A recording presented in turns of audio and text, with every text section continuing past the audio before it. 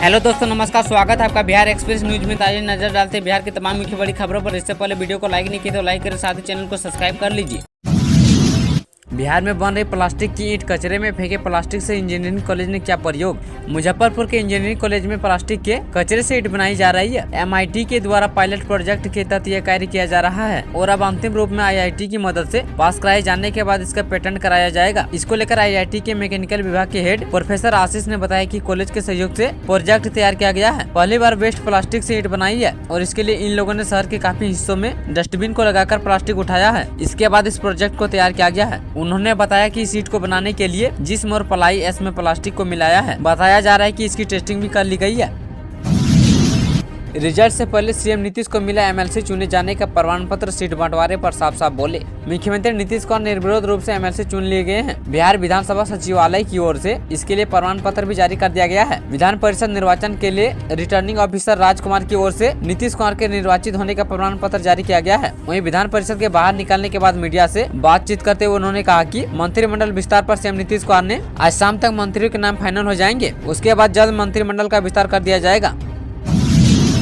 BPSC का paper leak करने की साजिश, झारखंड में छापेमारी, पकड़े गए सालवर गैंग। बिहार में 15 मार्च से शुरू BPSC की शिक्षक भर्ती परीक्षा का पेपर लीक कराने की आशंका में हजारीबाग पुलिस ने बड़ी कार्रवाई की है। अभ्यर्थियों से पैसे लेकर परीक्षा दिलाने वाले सालवर गैंग पर शिकंजा कसने के लिए पुलिस हजारीबाग पुलिस शहर के 2-3 होटल में छापेमारी कर रही है। जानकारी के मुताबिक 3 सालवर गैंग को गिरफ्तार किया गया है। हजारीबाग के SP ने बताया कि गोपनीय जानकारी के आधार पर छापेमारी की जा रही है। सालवर गैंग का सरगना हजारीबाग के आसपास हो सकता है। अब तक 3 लोगों को गिरफ्तार किया गया है। वहीं 200 से अधिक बिहार के अभ्यर्थियों से पूछताछ की जा रही है। पुलिस ने बताया कि पेपर लीक गिरोह प्रोजेक्टर से तैयारी करवा रहा था। इसी वजह से शहर के कई होटलों में अभ्यर्थी रुके हुए थे। पटना पुलिस से इनपुट मिलने के बाद हजारीबाग पुलिस ने शिकंजा कसा है। वहीं पटना में 85 अभ्यर्थी हिरासत में लिए गए हैं। परीक्षार्थियों को लेकर जा रही बस को भी पुलिस ने जब्त किया है और आगे की छानबीन की जा रही है।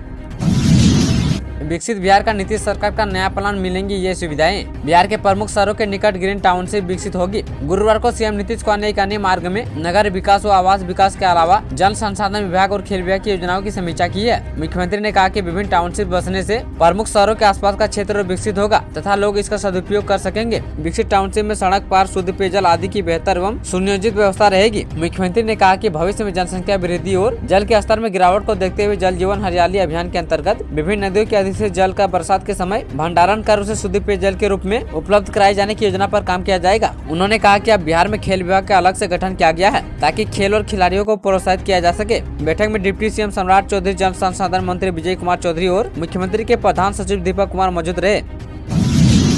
यूट्यूबर मनीष कश्यप लड़ेंगे लोकसभा चुनाव, तेजस्वी यादव को दे दी चुनौती, कही यह बात। बिहार के मशहूर यूट्यूबर मनीष कश्यप ने ऐलान किया है कि वो आगामी लोकसभा चुनाव हर कीमत पर लड़ेंगे, फिर चाहे कोई भी मौका दे या ना दे। हालांकि उन्होंने यह नहीं बताया कि वो किस पार्टी से या फिर किस गठबंधन के साथ चुनावी मैदान में उतरेंगे। यह अभी तक साफ नहीं किया गया है, लेकिन ये जरूर बताया कि अगर राम जी चुनाव लड़वाएंगे तो जरूर लड़ेंगे और अब उन्हें चुनाव लड़ने से कोई नहीं रोक सकता है। मनीष कश्यप ने कहा कि वो बिहार का बेटा है और उसका गठबंधन बिहार की जनता के साथ है। ऐसे में उनका काम बिहार के लोगों की आवाज उठाने का है। इस दौरान तेजस्वी यादव को निशाने साधते हुए कहा कि यूट्यूबर मनीष कश्यप ने तेजस्वी यादव को चुनौती देते हुए कहा कि वो जितने रोजगार देंगे उससे 4 गुना ज्यादा रोजगार मैं बिहार को दूंगा। क्या 4 लाख रोजगार देने से गरीब का पेट भर जाएगा? मैं स्टाम्प पेपर पर लिख कर देता हूँ कि अगले 5 साल में 40 लाख रोजगार दूंगा। उन्होंने कहा कि हर कीमत पर लोकसभा चुनाव लड़ूंगा और जीत कर भी आऊंगा। बिहार की जनता का आशीर्वाद मेरे साथ है। आज हो सकता है नीतीश कैबिनेट का विस्तार, 1.5 दर्जन मंत्री ले सकते हैं शपथ। बिहार में NDA में सीट शेयरिंग का मामला सुलझने के बाद आज नीतीश कैबिनेट का विस्तार हो सकता है। मीडिया रिपोर्ट्स के मुताबिक दोपहर 3 से 4 बजे के बीच में शपथ ग्रहण समारोह संभव है, जिसमें करीब JDU और BJP के करीब 1.5 दर्जन विधायक मंत्री पद की शपथ ले सकते हैं। बताया जा रहा है कि BJP के जिन विधायक को मंत्री बनाया जाना है उनके पास फॉर्म भी पहुँचने लगे हैं। अब BJP की यह भी सूची लगभग तैयार हो गई है। आज नीतीश कैबिनेट की बड़ी बैठक भी है, जिसमें 50 से ज्यादा प्रस्ताव पर मुहर लगेगी और उसके बाद मंत्रिमंडल का विस्तार हो सकता है। इससे पहले CM नीतीश की एक अन्य मार्ग पर सहयोगी दलों के साथ बैठक हुई थी, जिसमें दोनों डिप्टी CM सम्राट चौधरी और विजय कुमार सिन्हा शामिल रहे। बताया जा रहा है कि BJP कोटे के 10-11 विधायक और MLC नीतीश सरकार में मंत्री पद की शपथ ले सकते हैं। चर्चा इस बात की थी कि मंत्रिमंडल विस्तार गुरुवार को होना था, लेकिन BJP की लिस्ट तैयार नहीं होने के चलते टल गया था और अब भाजपा की लिस्ट फाइनल होने के बाद नीतीश मंत्रिमंडल के विस्तार की पूरी संभावना है। पेट्रोल डीजल आज से 2 रुपए सस्ता। जानिए पटना समेत बिहार के शहरों में कितने का मिलेगा। सार्वजनिक क्षेत्र की पेट्रोलियम कंपनियों ने लोकसभा चुनाव की घोषणा के करीब आने के बीच गुरुवार शाम को पेट्रोल डीजल की कीमतों में 2 रुपए प्रति लीटर की कटौती कर दी है। नई दरें शुक्रवार सुबह 6 बजे से लागू हो गई है। पटना समेत बिहार के सभी जिलों के लिए नई कीमत तेल कंपनियों ने जारी की है। बिहार की राजधानी पटना में पेट्रोल की प्रति लीटर कीमत 105 रुपए हो गई है, जो पहले 107 रुपए थी। वहीं डीजल अब प्रति लीटर 92 रुपए मिलेगा, जिसकी कीमत पहले 94 रुपए प्रति लीटर थी। तेल कीमतों में 22 महीने बाद कमी आई है।